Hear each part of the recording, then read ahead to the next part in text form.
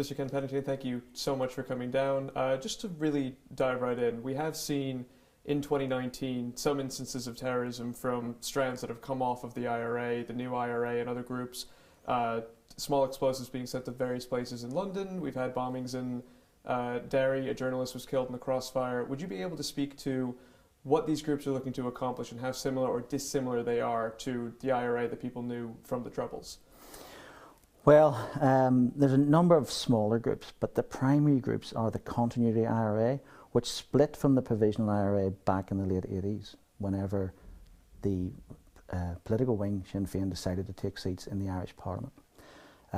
They are quite technically competent in carrying out terrorist attacks. Then you have a later split at the time of the Good Friday Agreement, which forms a group called the Real IRA. They are consequently responsible for the Omagh bombing. They're not as active at the minute, but they're still there. What is emerging is the new IRA in Derry, London Derry, up in the north of Northern Ireland, if that makes sense. Now, they've no direct link to the Provisional IRA. They're an emerging group.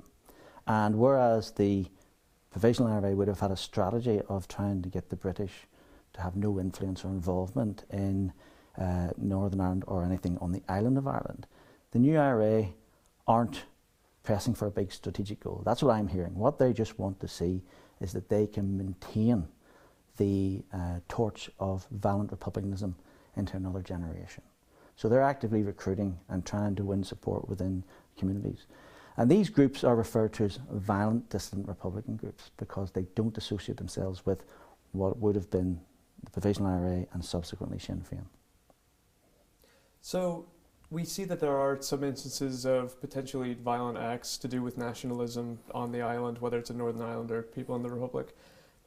There's a possibility to do with Brexit, at least for some groups in the UK, that they want to be able to hit a hard Brexit by October 31st, and that could mean having a hard border again between the North and the Republic. How real are those fears that something like that could actually re-spark violence? These groups will not rely on Brexit to engage in violence, okay? But they will use it. And the difference between terrorism and organised crime is terrorism needs a story, a justification for its use of violence, and it uses that to recruit.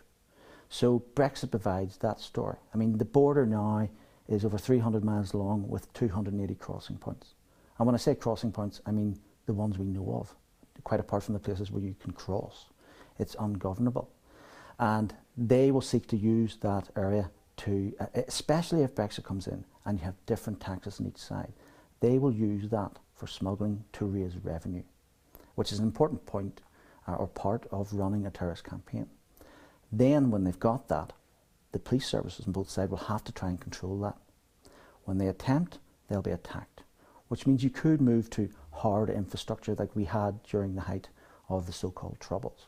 And they will also be attacked. Now, I've heard the suggestion that there are technical solutions to this. Well, I was in charge of the entire border at one time, and I've never seen a technical solution. And even if there was one, what's to stop it being attacked, severely damaged, and then when someone turns up to repair it, there to be a device or a booby trap left for them. So a hard border will be used as a narrative by terrorist groups and as a justification for violence that they would have engaged in anyway. It also creates this issue. I mean, we're talking about it today, but you know this is an international issue when you're in the European Parliament and the Pakistani and Indonesian press are asking you about it.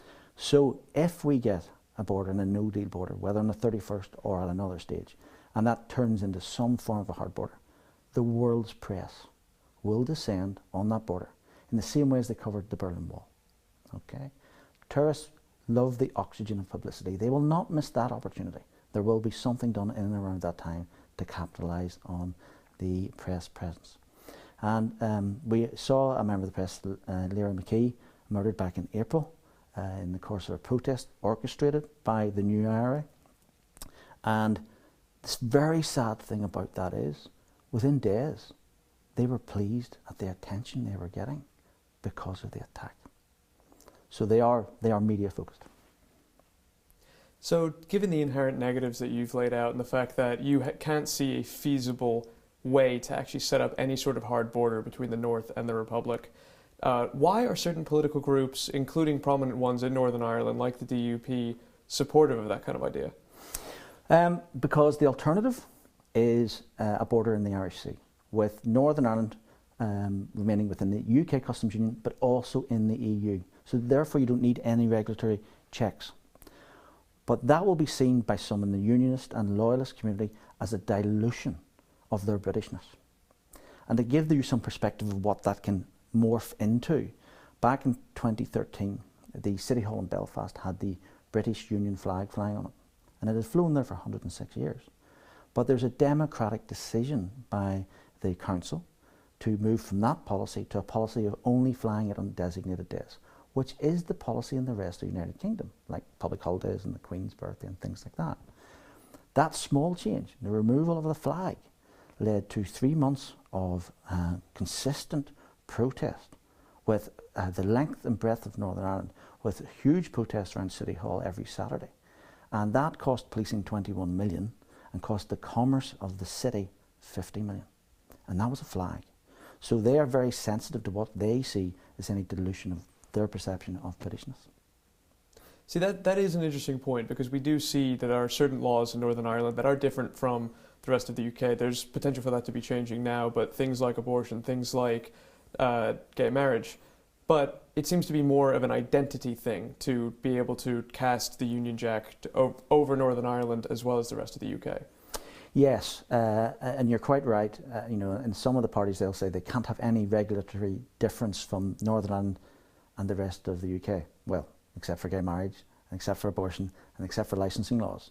So what they're saying is they'll accept some things to be different, but they're not going to accept this. And it's where that plays out in the future. You know, will we see people being agitated to protest, which potentially ends up in violent protest, that potentially causes wide-scale commercial loss? And so, on the flip side of that, obviously huge political implications on both sides, whether you're unionist or nationalist. There are provisions for the idea of there being a referendum in Ireland to reunite the North and the Republic. Is there any sort of feasibility to that idea? There is. Now, that'll have to be conducted both in the North and in the South. So the whole population of both identities then have to make a decision that they'll accept that. The issue is demographics. Now, back in 2012, when there was a review of the police process, a thing called the Nolan Report, at that time, the population in Northern Ireland over the age of 30 was a majority unionist population. But below the age of 30, it's majority nationalist. So the demographics are changing. And equally, when there was an economic, this is an economic argument, there were some people who would maybe aspire to be nationalists but saw the economic benefit of being in the United Kingdom.